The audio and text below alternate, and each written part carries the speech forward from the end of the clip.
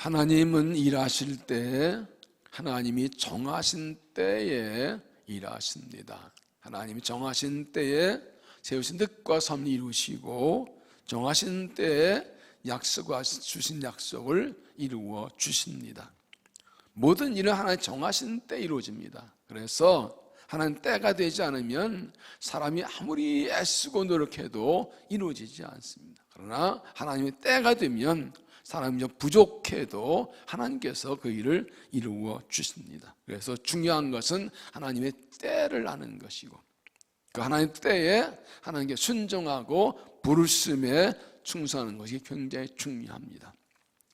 그래서 하나님의 때가 되면 하나님은 사람을 찾으시고 부르십니다. 이 때와 사람, 이것이 아주 중요합니다. 중요해서 뒤에다 감춰놨나 봐.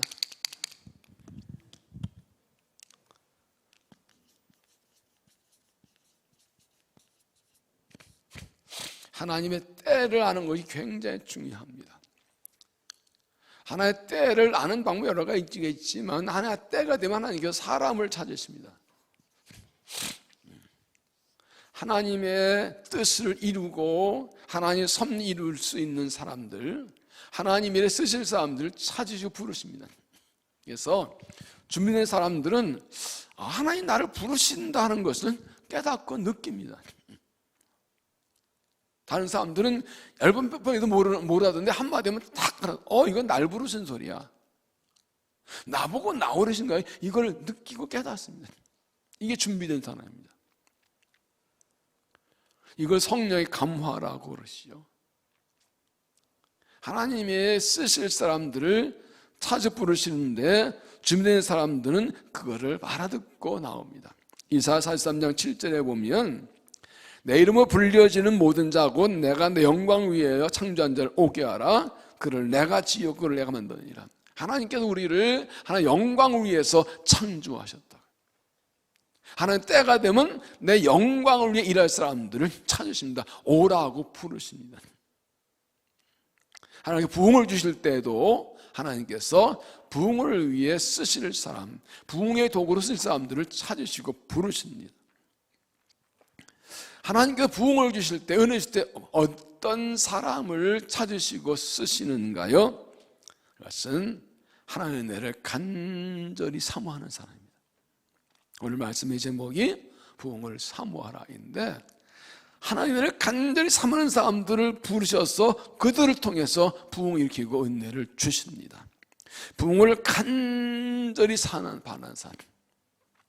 부흥이 뭔데? 부흥 주시면 좋고 안 주시면 말고 아니라 정말 하나님 부흥을 주셔야 됩니다.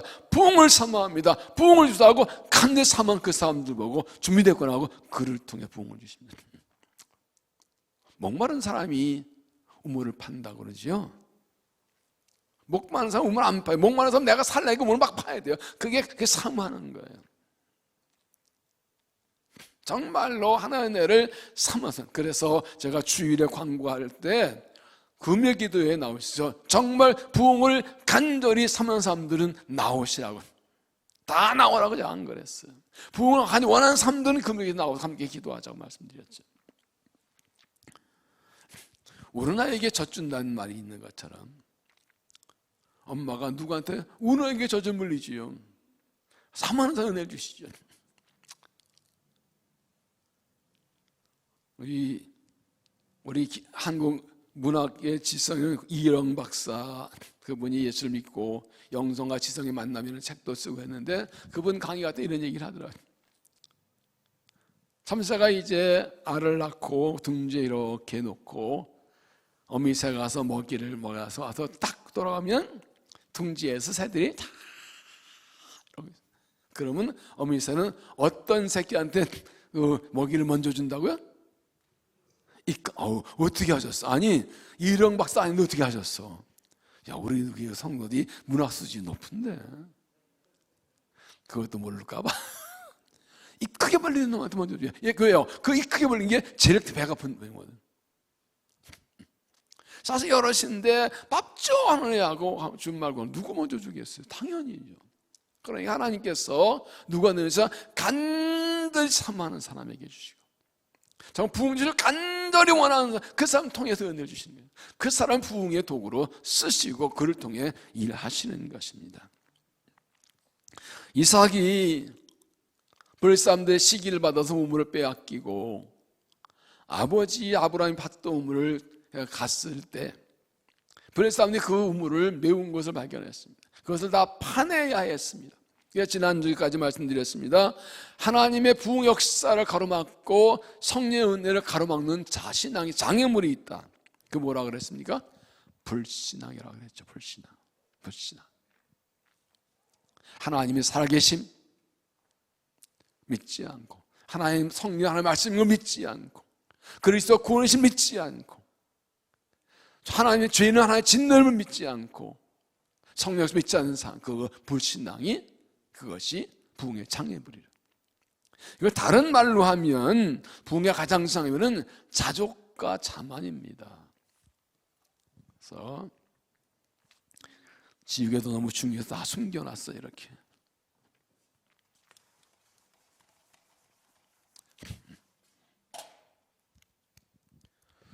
우리가 부흥을 간절히 원하지만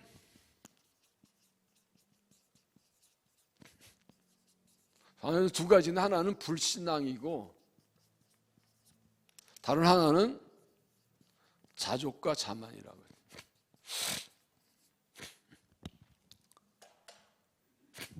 자족과 자만이 뭡니까? 나는 부족한 게 없다라는 겁니다. 나는 신앙적으로 별 문제가 없고 부정한 게 없기 때문에 나는 은혜가 필요 없다. 더 이상 고칠 것도 달라질 것도 잘할 것 없으니까 하나님의 은혜가 더 필요 없다. 이만하면 됐다고 자족하고 자기 만족을 하는 겁니다. 그럴 때 은혜를 구하지 않습니다. 정말 목이 마르면요, 물 찾아 헤매지요. 정말 배고프면요, 먹을 찾아 헤매지요. 그런데 여러분, 정말로 목이 안 말라서 물을 안 구하나요? 정말로 신앙이 충분해서 은혜를 구하지 않나요? 아니요. 못 깨닫는 거예요. 자기 영적 상태가 메마르고 부정을 못 깨닫고 착각하는 경우가 굉장히 많아요. 정말 부흥을 입으려면 정말 내 연약함과 부족함과 무능함을 처절하게 깨닫고 은혜를 구하는 것이 있어요. 은혜 주신 것이. 이 자족과 자만이 있으면 교만하게 됩니다. 내가 부족함이 없고 완전한 생각하니까 교만합니다. 자기 자랑합니다. 이 자기를 나타내는 이 교만이 하나님의 은혜를 가로막습니다. 자족과 자만에 빠지면 또한 영적 게으름에 빠지게 됩니다. 더 이상 성장할 생각을 하지 않아요. 더 이상 성숙할 생각하지 않아요.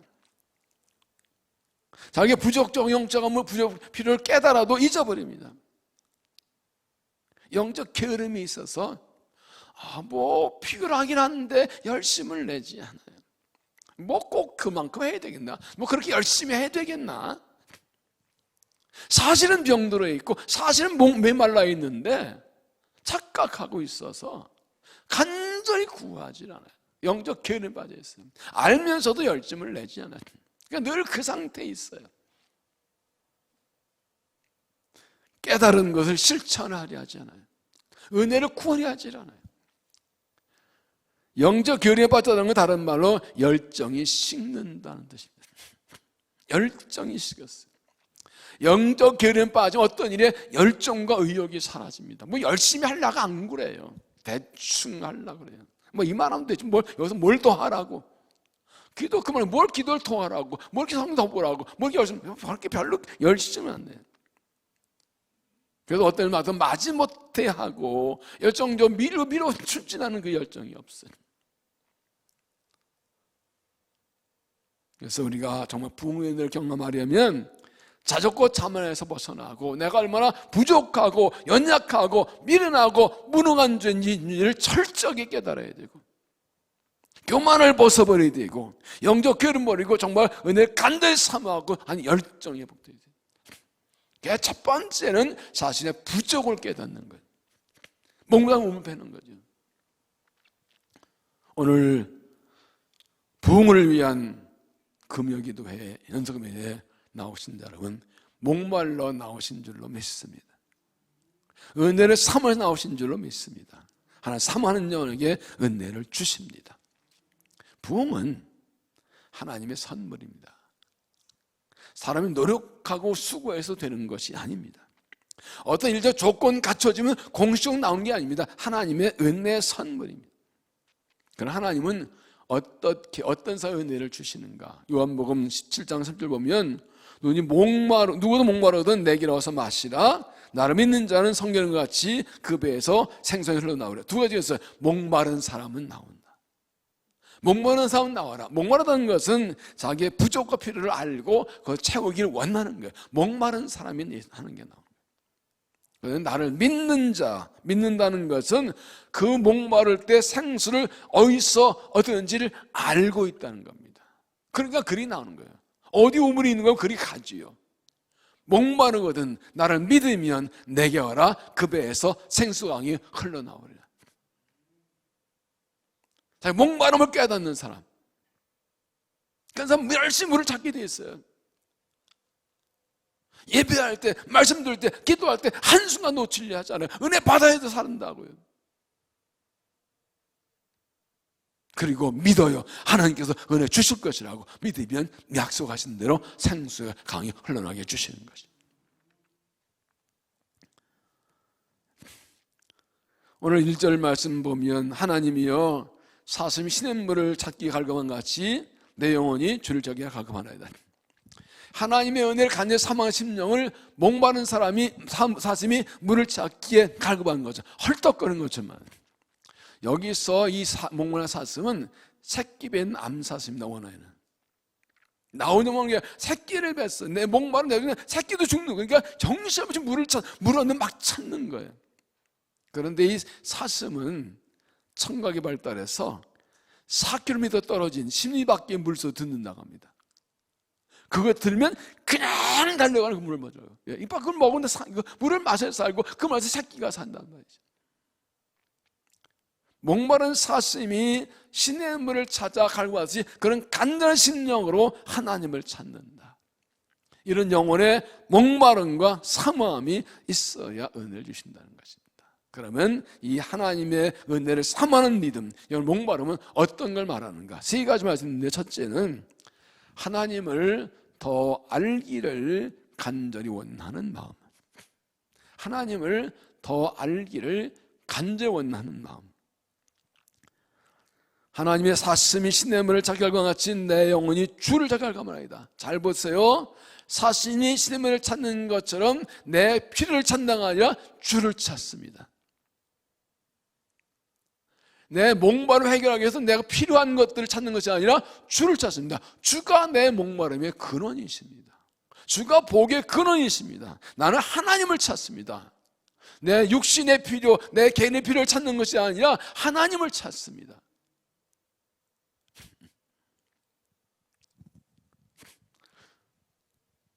부흥의 장애물이 불전하면서 우리가 믿을 5가지를 말씀드렸죠. 하나님 살아계신 하나님이시다. 성경 하나님 말씀이다. 그리스도가 구원이시다. 죄인은 하나님의 진노를 받는다. 그리고 성령 역사하신다. 이 5가지를 믿는 사람들은 정말로 하나님을 더 알기 원하는 마음이 있어요. 구원의 은혜를 받은 사람, 예수를 더 알기 원하는 간절한 마음이 있어요. 이렇게 하나님을 만나기 원하고 하나님을 더 알기 원하는 간절한 마음이 부흥의 시작이에요. 내 마음속에 내가 하나님을 더 잘 만난다. 하나님을 찾습니다. 하나님을 만나기 합니다. 하나님 알기 합니다. 이런 마음이 여기 일어난다면 이미 부흥은 시작된 거예요. 내 속에서 이미 부흥은 시작된 거예요. 그 사람은 기도를 간절히 하죠. 하나님 더 알기 원합니다. 하나님 만나기 원합니다. 이미 부흥은 시작된 거예요. 그 부흥의 불씨가 타오르기 시작한 거예요. 부흥의 불씨가 붙은 거예요, 안에. 진정으로 하나님의 은혜로 구원받고 그리스도의 십자가 은혜 구원받고 하나님의 자녀가 된 사람은 정말 하나님을 더 알기를 원합니다. 하나님을 알아가면 알아갈수록 더 많이 알고 싶습니다. 예수님의 사랑을 알면 알수록 더 많이 알고, 십자가를 알면서 더 많이 더 깊이 더 잘 알기 원합니다. 이제 십자가의 사랑을, 이 사랑이 무엇인지, 그 은혜가 무엇인지, 그분이 누구신지 더 많이 알기 원합니다. 그래서 말하지요, 아는 만큼 사랑한다. 아는 만큼 사랑한다. 어떤 사람을 내가 사랑하게 되면 그 사람 다 알고 싶어요. 자꾸 물어보죠. 요만큼 다 알고 싶어요. 왜? 아는 만큼 사랑하니까. 그러니까 주님을 사랑한다는 것은 주님을 알기 원한다. 내가 주님을 사랑하는 만큼 주님을 알기 원해요. 주님을 사랑하지 않으면 알고 싶지 않아요. 누가 와서 집사님 나에 대해서 알고 싶지? 그러면 아니 난 안 궁금해. 궁금하면 500원 아니 안 궁금해. 1000원도 안 궁금해. 그 뭐야? 사랑 관심이 없는, 사랑은 관심이거든요. 왜 우리가 예배하고 왜 기도 왜 성경 읽어요? 주님을 알고 싶어서요. 주님을 더 알고 싶어서, 하나님도 알고 싶어서요. 그게 부흥의 시작이에요. 세상 돌아가는 거 많이 알고 싶고, 요즘도는 뭐 인터넷 알고 싶고, 뭐 알고 싶고, 자꾸 알아보면 자기 관심 있어 알고 싶어 하는 거죠. 우리의 최고 관심이 뭐냐고요? 내가 지금 최고 내가 가장 알고 싶은 게 뭐냐고요? 하나님의 사랑을 알고 십자가의 사랑을 깨달은 사람은 그 하나님 더 알고 싶고, 그 예수 더 알고 싶고, 그 십자가 더 알고 싶은 거예요. 신앙에는 완성이 없습니다.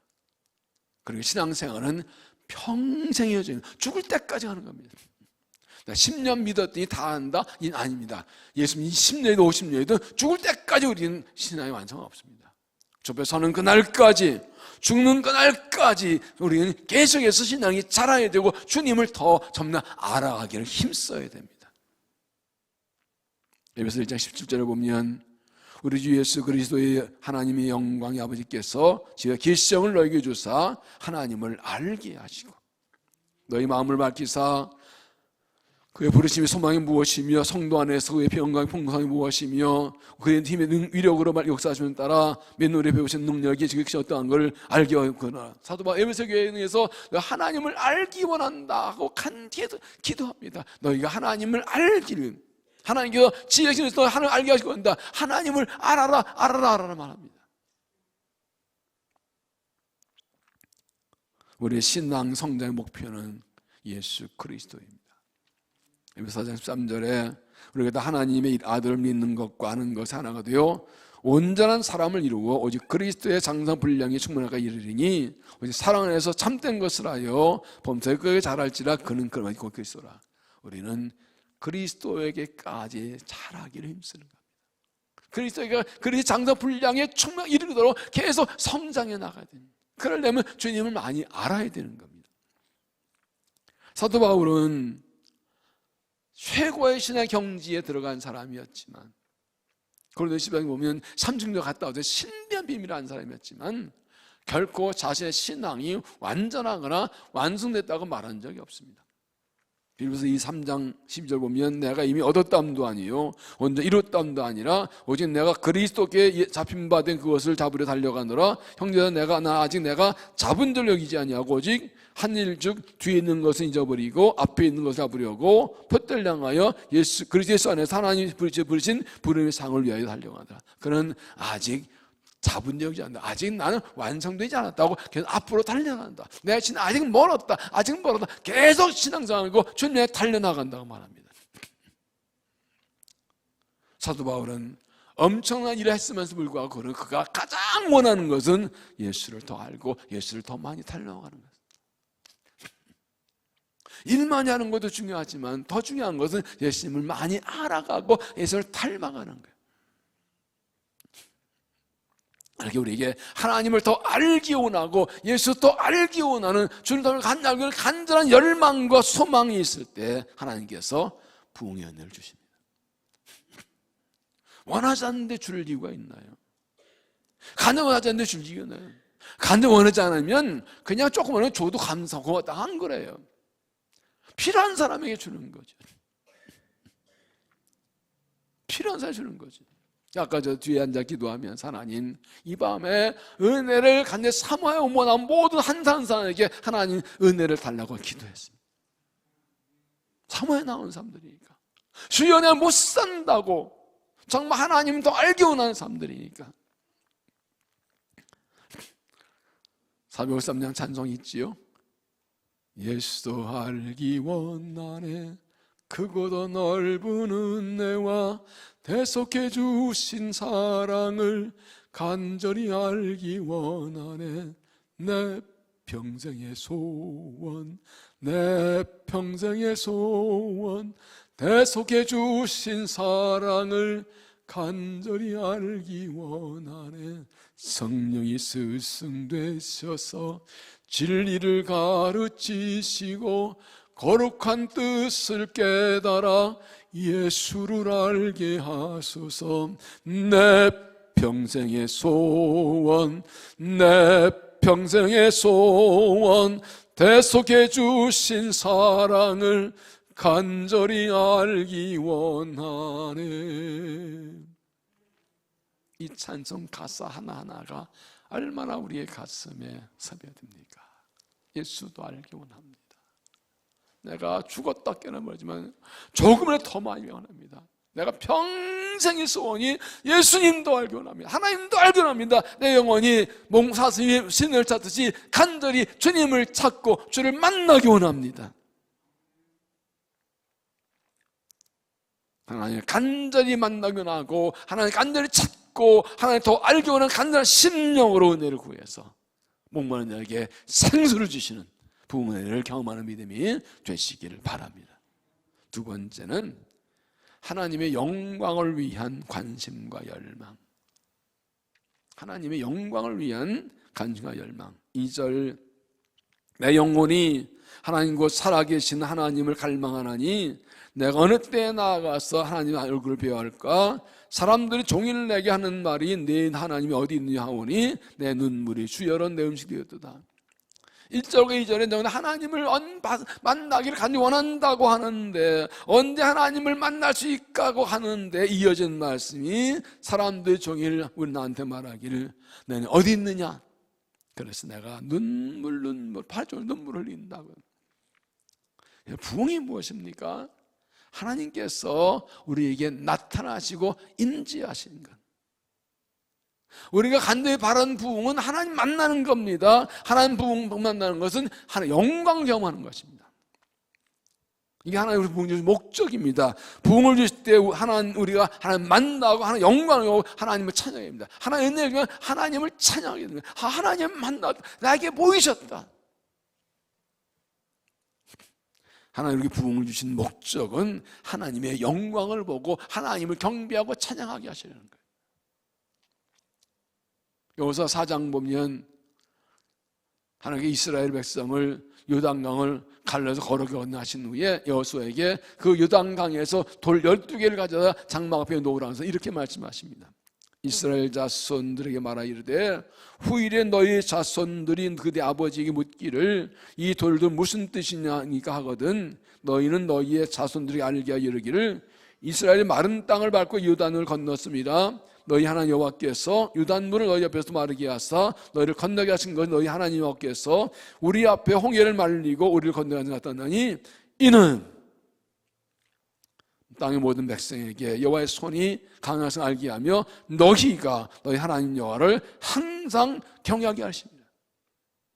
하나님께서 이 요단강을 갈라주셔서 걸어가는 게 기적을 보이신 이유가 뭐냐? 하나님이 하셨다는 걸 알고 그들과 그의 자손들이 항상 하나님의 영광, 하나님을 경외하는 게 목적이었다고요. 가나안 땅 들어가는 게 목적이 아니라 그 이전에 하나님을 경외하게 하는 것이 목적이라고요. 부흥의 은혜를 왜 우리가 구해야 되냐고요? 하나님을 경외하고 하나님의 영광도 하나님을 찬양하려고. 하나님 살아계시, 하나님 권능이, 이걸 경험하고 하나님 찬양하려고. 그런데 이렇게 부흥의 은혜를 간구한 또 하나의 목적은 하나님을 알지 못한 사람도 하나님을 알고 하나님을 찬양하게 하는 겁니다. 24절, 이는 땅의 모든 백성에게 여호와의 손이 강하신 걸 알게 하며, 이스라엘 백성은 아니라 다른 모든 백성, 이스라엘 하나님 여호와께서는 강하신 분이구나, 요단강도 가르치는 이거 알게 해서 다른 모든 백성들도 하나님의 영광을 찬양하게 하는 거예요. 나를 구원하셔서 내게 은혜 주셔서 내가 하나님 만나고 하나님 영광 찬양하고 하나님 경배하는 게 아니라 그 일을 통해서 사람들이, 다른 사람도 하나님의 영광을 보고 하나님을 경배하게 만드는 거예요. 이게 부흥을 주신 목적이고 부흥을 구하는 이유라는 거예요.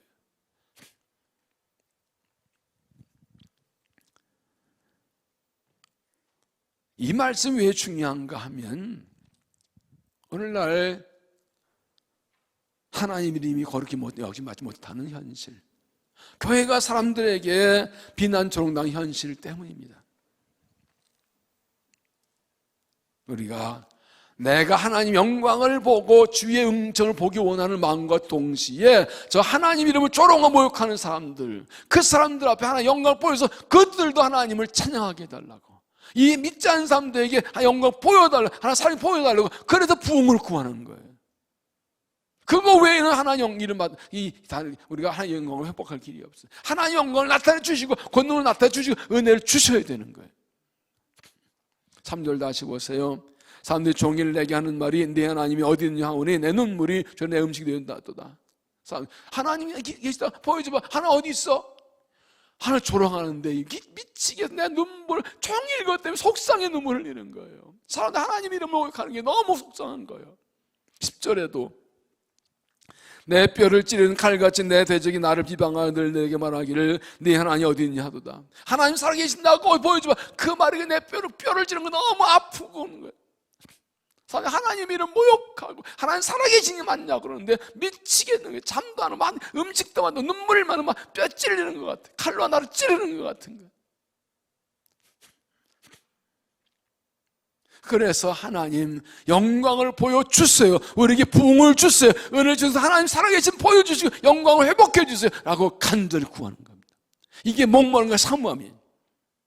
우리 하나님 영광을 나타내기 원하는, 하나님 만나기 원하고 사람들이 하나님 영광을 보여주기 원하는 간절한 사모함이 있는데 그 사람들 통해서 하나님이 부흥 주시고 영광을 받으시는 겁니다.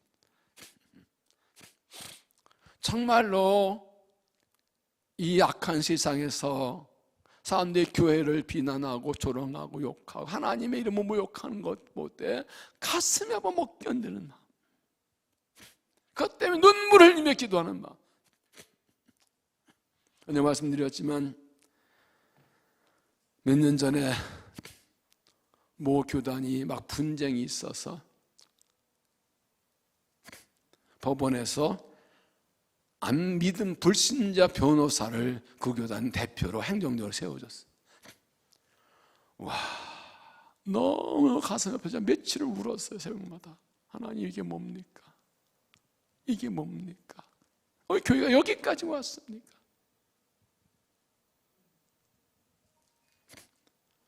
지금 한국번에 일어나서 교회가 비난받고 그리스도의 조롱받고 욕먹고 하나님 영광 가라게 되는데 너무너무 가슴이 아파요. 인간들 우리의 죄악 분리도 있지만 악한 사람이 의도적으로 교회를 핍박하는 것도 있고, 어쨌든 하나님이 모욕당하는 게 너무너무 가슴이 아파요. 여러분 어떻습니까?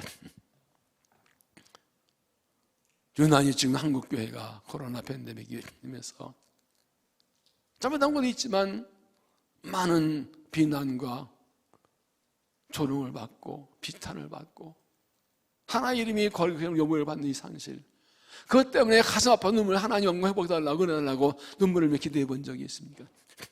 내 몸 아프고 내 일이 안 되면 내가 죽을 것 같으면 눈물로 기도하는데 하나님 영광 때문에, 교회 영광 때문에 부르지 눈물로 하나님 영광 달라고 기도한 적이 있냐고요. 뭐 때문에 우리를 울며 기도하는 거냐고요. 뭐가 가장 중요한 거냐고요. 한 명이라도 정말 하나님 영광 때문에 하나님 영광을 보기 원하고 하나님 만나기 원하고 하나님 영광 회복되기 원해서 저 영광 보여달라고 간절히 눈물로 간구하는 그 사람인데 그 사람 한 사람 통해 하나님 부흥을 주시는 거예요. 우리가 그렇게 기도할 수 있어야 돼요. 내 몸이 아파 죽을 것 같고, 내가 막 돈이 없어, 막 죽을 것 같고, 막 어려운 문제 죽을 것 같아서 그때 펑을 주여 살려면 펑펑 울려 기도하는데, 금직하면 기도하는데, 하나님을 모욕당하고 교회가 비난당하고 조롱당하고 한영광이 이것 때문에 가슴 아프고 통곡하며 울면서 금식하며 기도한 적이 있냐고요. 그때 눈물이 나오냐, 그런 눈물이 내 나오냔 말이에요. 그렇지 않다면 죽은 믿음이지 그게 산 믿음이냐고요. 내 아버지가 욕먹는데, 내 아버지가 비난받는데, 이게 믿음이 죽은 증거지 뭐. 살아있는 믿음이 그게. 한 사람이라도 그런 상황이 있을 때 그 사람이 속에서 하나님이 부흥을 주시는 거예요. 그에게 그 은혜를 주셔, 그를 통해 영광을 받으시는 거예요. 하나님 살아계심을 보여주는 그 사람 통해서.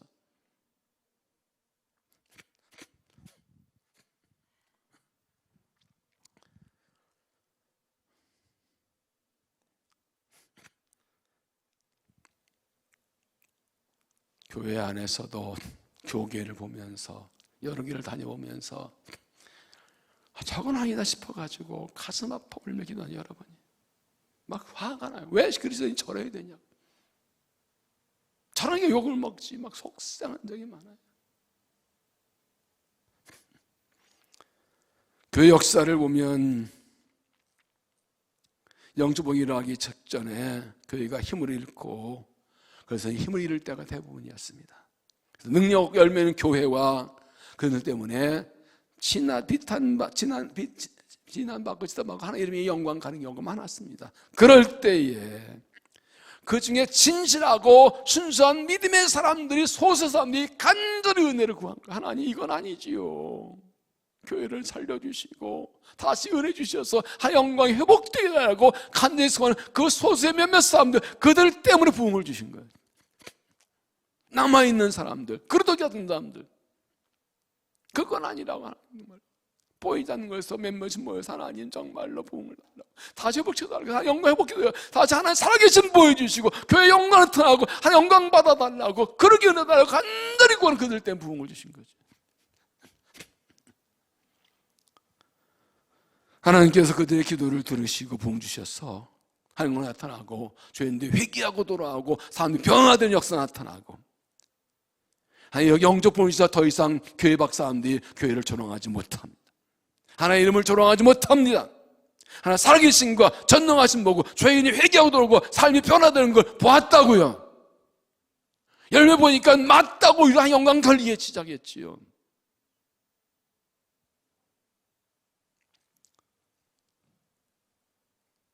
우리에게 은혜 주셔서 세상이 하나님 살아계심을 똑똑히 보게 해달라고, 우리를 통해 일하셔서 하나님 살아계심을 사람들 보게 해달라고, 우리를 구회복시키시고 변화시키시고 복음을 비춰주시고 정나서 사람들이 하나님 살아계시다고 교회를 보고 하나님을 찬양하게 해달라고. 이 성전의 낮은 영광이 이전 영광보다 크리라, 내가 이곳에 평강을 주리라. 이 은혜를 구해야 되는 거예요. 뭘 간절히 구해야 되는 거냐고. 정말 하나님 영광을 간절히 구하는 마음으로 부흥을 구하십시오. 하나님을 만나고 주 영광 보게 원하고, 우리 은혜에서 우리를 통해 하나님 일하심 나타나서 온 세상 사람들이 하나님 살아계신 보고 영광 돌리는 그 일이 오도록 부흥을 주셔서 은혜를 주시고 우리를 살려달라고 기도하셔서 그 간절한 목마름으로 기도해서 은혜를 구해서 은혜 받고 우리를 통해 역사하던 하나님 영광을 나타내는 믿음 되시기를 바랍니다. 세 번째는 잃어버린 영혼에 대한 거룩한 부담감.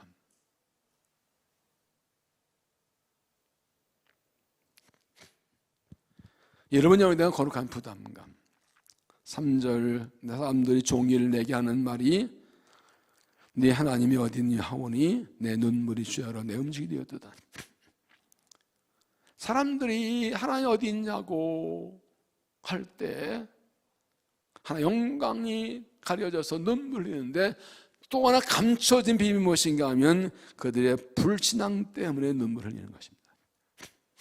그 밖에 있는 사람들, 하나님 믿지 않는 사람들이 하나님 조롱할 때 우리는 가슴이 아픕니다. 저는 하나님의 이름이 모욕당하고 더럽혀지기 때문에, 우리 아버지 하나님 영광이 가리기 때문에, 우리의 죄 때문에 하나님이 가리기 때문에. 그런데 더 중요한 것은 그 뜻 때문에 그들이 하나님의 심판을 받는 사실입니다. 하나님 모욕하는 자들은 그 죄 때문에 심판받아 멸망합니다. 로마서 2장 4절에 혹 내가 하나님의 인자하심이 너를 인도하여 회개하게 하심을 알지 못하여 그의 인자하심 용납하신 그 길이 참으심이 풍성함을 멸치 않느냐. 다만 내 고집과 회개하지 아니하는 마음을 따라 진노의 날 곧 하나님의 의로운 심판이 나타난 그날에 임할 진노를 내게 쌓는도다. 사람들이 죄를 회개하지 않고 있는 것은 진노를 쌓는 거라고요. 죄인은 심판받아 멸망합니다. 예수 안 믿으면 멸망합니다. 죄를 회개하지 않고 고집 부리는 건 스스로 진노를 쌓는 겁니다. 하나님의 심판을 피하고 고만한 길은 예수 믿는 길밖에 없습니다. 그리고 예수 믿지 않는 것 때문에 심판받고 멸망합니다.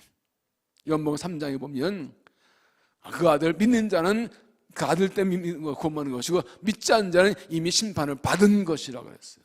예수 믿는 자는 이미 심판 하나 하는 심판 집행만 사형선고 집행만 남은 거예요. 하나님이 아직 사형 집행 안 하셨는데 아직은 기회가 있는 거죠. 심판이 임하기 전까지 기회가 있는 거지요. 그러니까 믿음의 사람들은 하나님 영광을 얻는 안타까운 동시에 저 하나님을 거역하고 배반하고 죄를 저 사람들이 심판받기 때문에 가슴이 아픈 거예요. 저러다 예수 믿고 지옥 가는데 멸망당하는데 그것 때문에 못 견디는 거예요. 하나님 어디 있냐고 모욕한 사람들이 저 죄 때문에 멸망돼. 그때 그 영혼에 대한 부당함 때문에 어쩜 한데 은혜 구하는 거예요. 그들에게 복음을 전하기 위해서, 그들 구원하기 위해 은혜를 달라고, 복음 전하기 위해서 능력을 달라고 은혜를 간구하는 거예요. 하나님 영광이 나타나서 그들도 하나님 믿게 달라고, 나를 통해 복이 전하게 달라고, 나를 살아나고 복음을 전하기 위한 영원한 그런 은혜를 구하는 것이죠. 사도행 1장 4절에 보면 사도와 함께 모이사 그들의 분부에 이르시되 예루살렘을 떠나지 말고 내게서 들은 바 아버지께서 약속하신 것을 기다리라. 요한은 물레살 베풀어서 너희 몸을 어때요? 성령으로 셀받아야 하셨느니라. 오직 성령에게 마신 권능을 받고 예루살렘과 온 유대와 사마리아 땅까지 내 증인 되리라 하시니라. 벌어지니 성천하시는 제자에게 성령을 기다리라. 성령에서 권능 받고 땅까지 내 증인 되리라. 성령을 주시는 목적은 증인되게 하시는 것이고, 증인되기 위해 성령에서 권능을 주신다고 그랬어요. 그들은 예수의 말씀 따라 마가다락에서 열심히 기도하고 오시는데 성령 받고 바로 나가 담대 복음을 전합니다. 근데 성령의 권능을 주시니까 복음 전한 자 없어요. 벌써요. 성령, 땅그 내 증인 되라가 아니라 되리라예요. 성령 받고 권능 받으면 그냥 자동으로 복음 전하는 거예요. 증인 되는 거예요. 누가 전하면 그냥 성령 받고 넣으면 그냥 증인 되지, 시키지 않아도 그냥 전도하는 거예요. 그래서 전도하기 중요한 것은 성령과 권능 받는 겁니다. 우리가 아무리 애를 써도 우리의 노력과 수고 방법으로는 결코 사람 구원할 수 없어요. 성령께서 나를 이 통에 이해하시고 성령께서 나타날 때 성령께서 구원하신 거지, 우리의 힘으로는 단 한 명도 구원할 수 없어요. 우리가 하나님께 부흥을 구하는 목적이 뭐예요? 성령과 권능 받고 영혼 구원하기 위해서예요. 죄인 구원에 전도하기 위해서예요. 네, 성령의 권능으로 전도의 복음 전에 이제 구원받지 내 노력과 수고로 되는 게 아니라고요.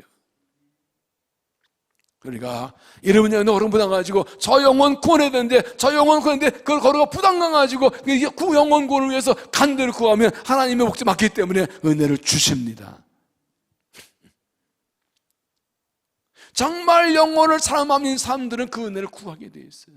내 힘으로 안 되는데 하나님 은혜 주셔야 되는데 약속하셨으니까. 영적 부흥이 일어날 때는 반드시 교회가 수적으로 부흥합니다. 사람 많이 모이는 게 부흥이 아니라 영적 부흥의 결과로 오는 게 사람 많이 모이는 거예요. 그 영적 부흥에 반드시 수적 부흥도 따라와요. 그래서 일부 사람 모으려고 애쓰지 않고 뭐 별 인연 방법을 애쓰지 않아도 우리 그 가슴 불이 붙고 우리가 은혜 받고 성령 받으면 자연히 전도하게 되고 사람 구원받은 늘어나게 돼 있어요. 이게 정상적인 그 결과예요. 교회 안에서 부흥이 일어나서 회개하고 변화되고 달라지고 이런 모습 보고 사람들이 관심 가지고 복음 전할 때 그들이 들어오게 되는 거예요. 교회 밖에는 하나님을 찬양하게 되는 거죠. 이게 진짜 부흥이에요.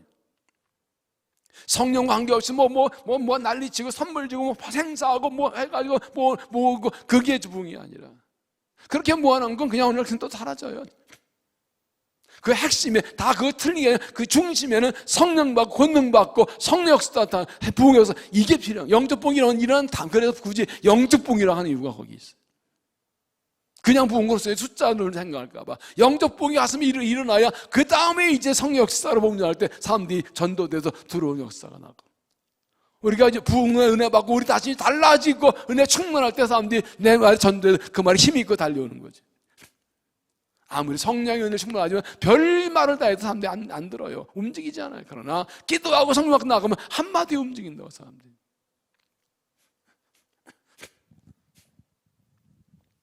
1907년 성령 역사로 평양에 시작된 대붕의 결과 놀랍습니다.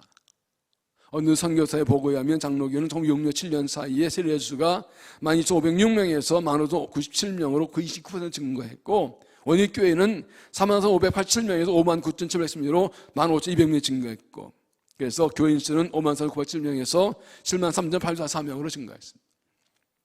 감리교는 18,107명의 교인이 39,613명으로 2배 이상 늘어났습니다. 영적 부흥의 결과로 그 장로교회는 34%, 감리교는 118% 증가했습니다. 미국에서도 저런 에드워드를 비롯한 많은 대각성 문화에 일어났던 45년, 15년 동안에 5만 명의 교회로 돌아왔습니다. 1957년부터 59년 2년 사이에는 우리 50만 명이 돌아왔고, 어느 곳에 10만 명, 어느 곳에 5만 명이 돌아왔습니다. 이 숫자는 교회에 등록한 숫자가 아니라 회심한 숫자예요. 회심한 숫자. 성령이 임하시고 부흥이 일어나면 하나님께서 교회를 통해서 영혼을 구원하십니다. 이게 부흥이에요. 이 은혜를 구해야 돼요. 왜 성령 은혜 구하냐고요? 전도하기 위해서요. 영혼 구원하기 위해서요. 우리 교회가 부흥하기 위해서가 아니에요. 하나님 나라 부흥을 위해서예요. 한 영혼 구원하기 위해서, 나를 또 한 영혼 구원하기 위해서, 우리 또 이런 영혼 구원하려고 부흥을 구하는 거예요. 이거 신종기 부흥이 아니라 하나님 나라 부흥이니까. 하나님 나라 부흥에 우리가 쓰임받는 거니까. 하나님을 사랑하는 사람은 이런 영혼에 대한 거룩한 부담을 가지지 않을 수가 없습니다. 이런 거룩한 부담을 가진 사람은 은혜를 구하는 겁니다. 죽을 죄인이 구원받았잖아요. 내가 어떻게 했으면 이렇게 되겠어요? 여러분 생각해 보세요. 내가 예수 안 믿었으면 지금 어떻게 살고 있을까요? 생각해 보셨어요? 저는요, 상상하기도 싫어요. 상상하기가 싫어요. 상상 안 할래. 예수 없는 삶이 얼마나 비참하고 멸망사는지 너무 알기 때문에 상상조차 할 수가 없어요. 하기 싫어요. 예수 외에는 구원이 없어요. 십자가 외에는 구원이 없어요. 그럼 저 영혼 그런데 저 사람도 예수 안 믿고 멸망 달려가는데 그냥 놔둘 거냐고요. 근데 내 힘으로 안 되잖아요. 은혜 주셔야죠. 성령 권능 주셔야죠. 그러니까 저 영혼을 살리기, 영혼 구원하기 위해서 은혜 달라고 간구하는 거예요. 그 영혼 구원을 위해서 성령을 간절히 밤새워가며 구한 적이 있냐고. 영혼 구원을 위해서, 이런 구원을 전도하기 위해서 능력 따라하고 1시간, 2시간 기도한 적이 있냐고. 영혼 구원을 위해서 능력 받으려고 금식하며 기도한 적이 있냐고. 이런 기도가 지금 사라지고 약해지고 있는 거예요. 내 몸이 아파서, 내 아들, 딸이 아파서 뭐 문제가 있어서 금식 처리하는데 하나님 나라 위해, 교주의 영광 위해, 영혼 구원을 위해서 금식을 처리하는 사람들이 잘 볼 수 없어요. 이게 왜 약해진 모습이지 뭐예요? 이게 믿음이 약해지는 거지 뭐예요? 이런 기도하는 사람, 이런 간절한 인상이 필요한 거예요. 우리가 이런 영혼구원을 간절한 열망과 부담감으로 기도한 그 사람이 내가 돼야 되는 거예요. 하나님 그 사람 되라고 우리를 오늘 부르신 거라고.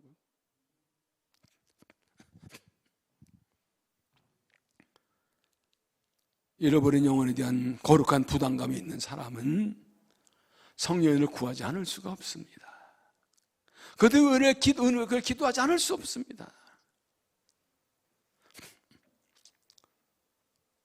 부흥의 은혜를 경험하려면, 부흥을 원한다면 영혼에 대한 거룩한 부담감이 있어. 이거 놓치지 말아야 됩니다. 이거 놓치지 말아야 됩니다. 이거 쉬지 않고 이거 기도해야 됩니다. 우리에게 부흥 주셔서 영광의 살아계신 나타나고, 그들이 그걸 보고 하나님을 찬양하고, 우리가 복음 전할 때 그들이 우리를 보고, 우리의 믿음의 삶을 보고 하나님의 삶을 인정하고, 우리의 전도할 때 돌아와 한교 군받고 주의 영광 나라 들어가도록, 이를 위해서 간절히 은혜를 사모하고 간절히 은혜를 구하고 성령의 은혜를 충만히 받아서 담대 복음 전하고 하나님을 세워가는 일꾼들 되시기를 주의 이름으로 축원합니다.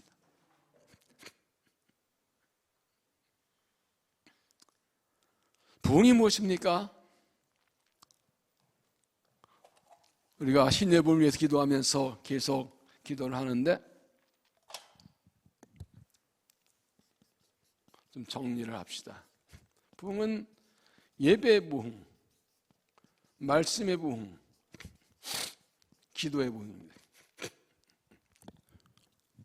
부흥을 사모하는 사람들은 예배에 열심을 내요. 열심히 예배하려는 마음이 생겨요. 예배를 열심히 잘 드려야지, 예배를 열심히 참여해 드려야지. 이미 그 마음에 부흥의 불씨가 붙은 거예요. 말씀을 사모하는 마음이 있어요. 말씀을 더 많이 들어야지, 말씀을 들어야지. 그 감을 쓰는 마음이, 그럼 이 부흥의 불씨가 붙은 거예요. 기도를 열심히 해, 기도를 많이 해야지, 간절히. 그러면 그 사람은 예배에서 은혜를 받아요. 그게 부흥이에요. 그 사람은 말씀 읽고 들을 때 은혜를 받아요. 그게 부흥이에요. 기도할 때 은혜를 받아요. 그게 부흥이에요. 그래서 부흥은 예배로 나타나고, 말씀으로 나타나고, 기도로 나타나요. 이 세 가지가 기본이에요. 그러면 정말 부흥을 경험하려면 예배에 열심을 내야 돼요. 예배를 삼아 말고 예배에 최선을 다해야 돼요. 그리고 말씀을 가까이 힘써야 돼요. 말씀 읽고 듣고 묵상하는 것을 게을리하지 않아야 돼요. 기도에 힘써야 돼요. 기도에 최선을 다해서 열심을 내야 돼요. 그러면 하나님께서 예배가 은혜 주시고, 말씀을 은혜 주시고, 기도가 은혜 주시는 거예요. 이것이 전부냐? 이것은 나한테 일어난 일이고, 이제 이것들이 어떻게 나타납니까? 믿음의 부흥으로 나타납니다. 이렇게 예배와 말씀과 기도로 은혜를 받으면 믿음이 강히 깊어져요. 예수를 믿는 믿음이 확실해지고, 하나님 믿으면서 하나님 하신다는 믿음이 있어가지고 뭐든지 합니다. 하나님이 살아계시고 역사하시고 일하는 믿기 때문에 하나님 믿고서 담대히 충성하고 헌신하고 과감히 주의를 합니다. 요단강 갈라들어 그냥 막 나갑니다. 여러분이 지금 나고 그냥 말씀하시고 그냥 요단강 강을 막 밀고 나가 주의를 열심히 해. 이게 믿음이 살아있는 거예요. 영적 부흥이 일어나면 믿음의 담대함이 생겨요. 하나님 사람이 있기 때문에, 하나님 약속이 있기 때문에 그냥 막 밀고 나가, 주 믿고 나가는 거예요. 막 주저하지 않아요. 주위에 주저함이 없어요. 막 나가는 거예요. 열정과 충성이 여기서 나오는 거예요. 부흥이, 이런 영적 부흥이 못한 사람들은 그게 없어요. 믿음이 약해요. 그래서 두려워하고 주저하고 앞으로 딱 치고 나가지를 못해요. 계산하고 앉아있고 눈치 보고 있고. 예배와 말씀과 기도가 경험하는 사람, 성령은 그냥 확실히 믿으니까 그냥 줄 신뢰하고 막 나가요. 이것이 어떻게 나타납니까? 복음의 부흥. 뭐예요? 전도. 이 확실한 믿음을 가지니까 열심히 복음을 전해. 어디서 열심히 복음을 전해. 그 다음에 사랑이고, 이 열심히 복음을 전뿐 아니라 다른 사람에게 나누고 섬기는 사랑의 실천을 계속 드러나요. 여기까지가 부흥의 완성입니다. 하나님을 사랑하고 이웃을 사랑하는 말씀처럼. 이건 그냥 그렇게 세트로 오는 거예요. 순서가 아니고 세트로 오는 거예요. 이 예배의 말씀과 기도의 부흥이 내적인 부흥이라면 이 부흥이 결 밖으로 나타나는 것들이 이것들이에요. 예를 들어서 이것을 마음에 그리고 기도하시라는 거예요. 그냥 부흥을 주사하는 게 아니라 예배에 힘쓰고 말씀에 힘쓰고 기도에 힘써서 예배할 수 있는 기도할 때 은혜를 받는 겁니다. 그 성령의 역사가 나타나는 거예요. 예배만 주의 은혜를 경험하고 말씀의 은혜를 깨닫고 기도하는데 힘을 얻고 응답받고 성령 받고, 그것이 이제 믿음의 헌신으로 복음 전파로 사랑의 실천으로 나타나는 거예요. 이게 부흥인 거예요.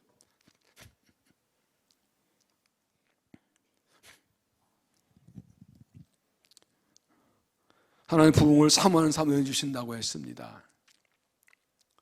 은혜를 사모하는 사람 어떤 사람입니까? 세 가지를 정의할 수 있어요. 첫째는 자신의 부족함을 깨닫는 사람이에요. 부족한 거 아니까 은혜를 달라 그러는 거예요. 배고프니까 먹을 거 찾지요. 목말 물을 찾지요. 정말 나는 부족하고 연약하고 미련한 존재라 무능하다는 걸 깨닫는 사람은 살아야 되니까 은혜를 간절히 사모하는 거예요.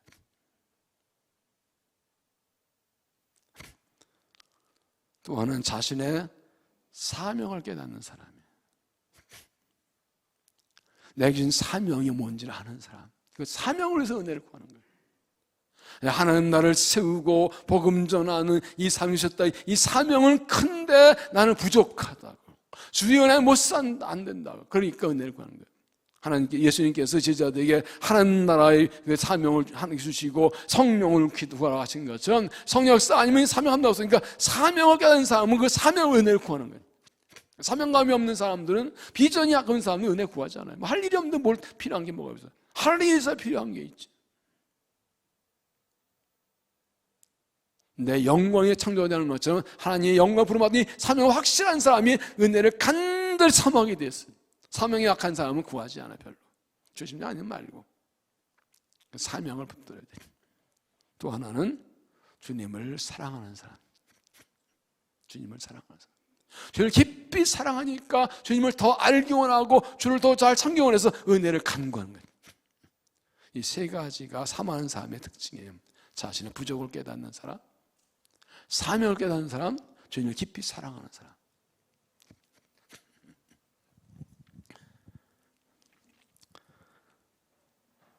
하나님은 그래서 사모하는 사람에게 은혜를 주십니다. 하나님의 은혜가 준비되어 있는데 아무나 주신 게 아니라 사모하는 사람에게. 시편 107편 9절에 그가 사모하는 영혼에게 만족을 주시며 줄인 영혼에게 좋은 것으로 채워줍니다. 같이 읽어볼까? 시작. 그가 사모하는 영혼에게 만족을 주시며 줄인 영혼에게 좋은 것으로 채워주십니다. 사모하는 줄인가, 배고픈 것 같이 사모하는 사람, 배고파서 못 견디는 것처럼 간절히 사모하는 그 사람한테 하나님께서 만족하게 채워주신다.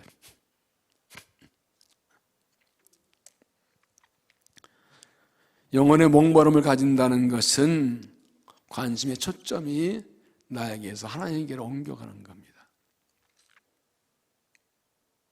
영적 부흥의 은혜를 배우면 내 관심이 내가 아니라 하나님이 됩니다. 하나님을 더 알기 원하고 하나님 더 잘 섬기기 원하고 하나님 영광 나타나고 사명 감동하는 이 하나님이 내 삶의 목적이 됩니다. 그런 사람의 은혜를 구하는 것이죠. 나의 필요 때문에 목마르는 게 아니라 하나님의 필요 때문에 목마르는 삶, 하나님 부르신 사명을 위해서 은혜를 구하는 사람, 내 영혼이 잘리게 은혜를 구하는 사람, 하나님 알게 은혜를 구하는 사람, 하나님 뜻을 이루기 위해 은혜를 구하는 사람, 그럴 때 하나님께서 은혜를 주시는 것입니다. 부흥을 사모하십시오. 하나님을 간절히 원하는 마음으로 은혜를 간절히 사모하십시오. 하나님 영광을 위한 열정과 관심을 가지고 하나님 영광을 나타나도록, 하나님 영광 가는 걸 안타까워하면서 하나님 영광을 나타나도록 사람들 하나님 영광을 보게 해달라고 나를 통해 달고 은혜를 구하십시오. 이런 영혼을 위한 그런 부담감 가지고 하나님 나를 통해 한 영혼을 구원받은 내 주위에 안 믿는 그 사람들, 예수 믿는 사람들 저러다 오늘 주님 오신다 멸망을 떨어지는데 아니 안 돼. 하나님 여러분 쉰들러 리스트라는 영화를 보셨죠? 독일 나치 때 쉰들러라는 사람이 군납하는 사람이었는데 우연히 자기 공장에서 일할 유대인들을 자기가 거의 뇌물을 주고 이게 차출받았는데 그들이 이 가스를 가지 않게 된 걸 알게 됐습니다. 그래서 그는 의도적으로 나중에 돈을 들여서 유대인들 자꾸 공장으로 빼내기 시작했습니다. 그리고 탈출시키고.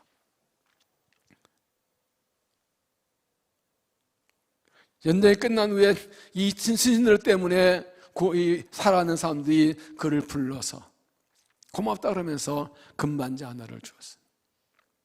그랬더니 이거 하나면 한 사람 더 구할 수 있었는데, 이거 하나 더 구할 수 있는, 그때 내가 조금 더 해서 한 명 더 있었는데 하고 오히려 후회했다. 그때 내가 자동차를 팔았어야 되는데, 내가 그때 그걸 팔았는 한 달 구할 수 있었는데 하고 더 아쉬워했다는 거예요. 한 사람 더 구했으면 좋겠다.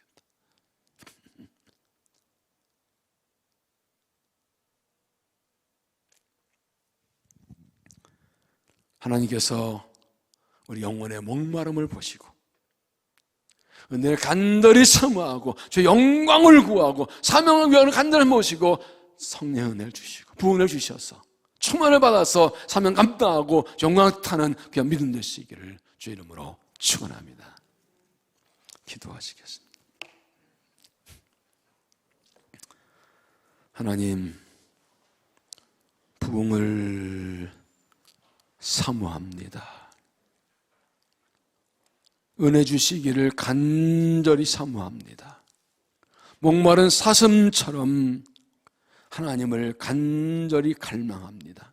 하나님 배웠기를 원합니다. 하나님도 알기를 원합니다. 하나님 은혜 받기를 원합니다. 주여 응답하여 주시옵소서. 하나님 주 영광을 위해 간구합니다.